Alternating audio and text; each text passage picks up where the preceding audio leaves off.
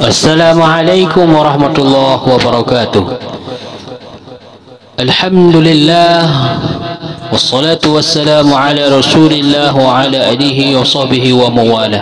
Hadirin kaum muslimin rahimakumullah, apa hikmah di balik penyembelih hewan kurban? Jawabannya adalah yang pertama, bersyukur kepada Allah atas nikmat hajat atau kehidupan yang diberikan.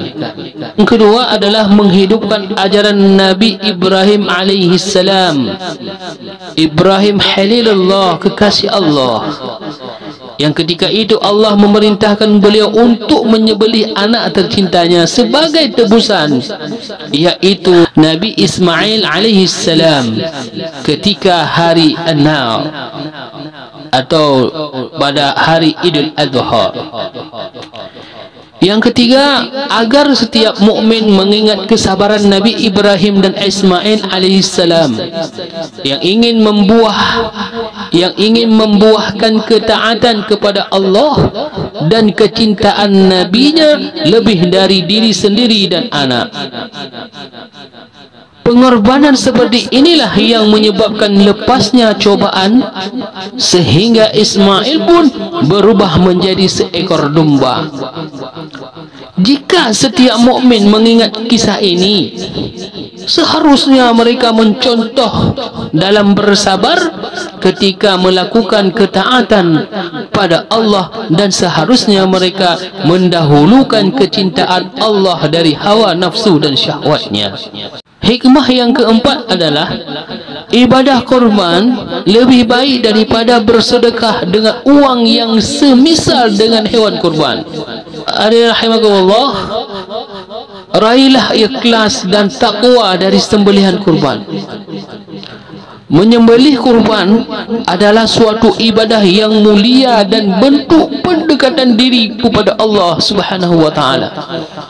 Bahkan seringkali ibadah kurban digandengkan dengan ibadah solat, sebagaimana Allah Subhanahu wa taala berfirman dalam surat Al-Kautsar ayat kedua, "Fashalli li rabbika wanhar",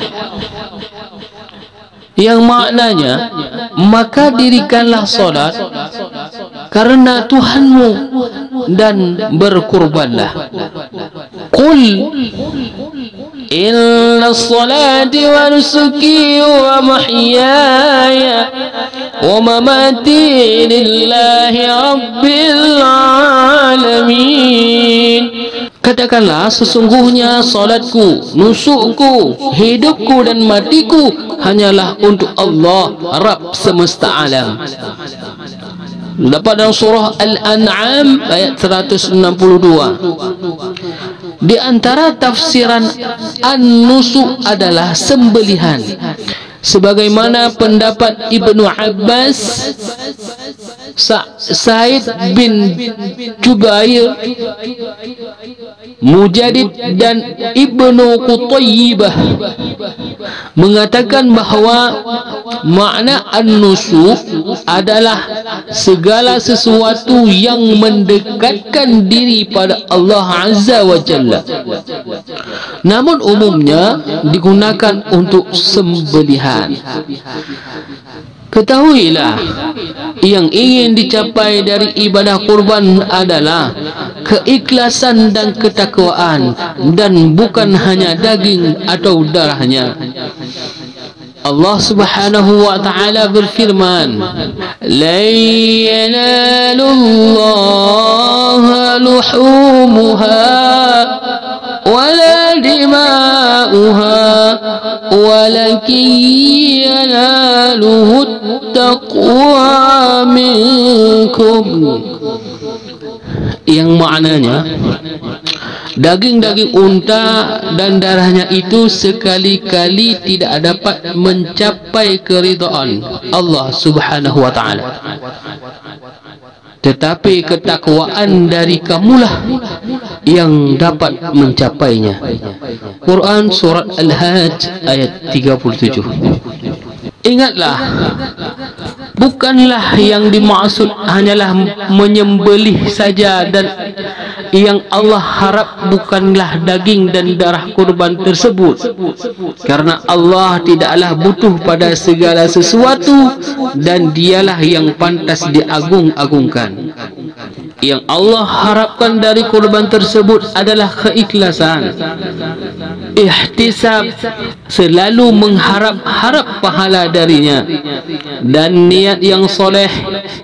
Oleh karena itu Allah katakan yang artinya ketakwaan dari kamulah yang dapat mencapai ridhonya. Inilah yang seharusnya menjadi motivasi ketika seorang berkurban, yaitu ikhlas, bukan ria atau berbangga dengan harta yang dimiliki, dan bukan pula menjalankannya karena sudah jadi rutinitas tahunan. Hadirin rahimakumullah yang dimuliakan oleh Allah Subhanahu wa taala, menyembelih kurban wajib atau sunnah? Ini juga pertanyaan, ya. InsyaAllah akan kita bahas pertemuan selanjutnya. Terima kasih atas segala perhatian. Mohon maaf atas segala kekurangan.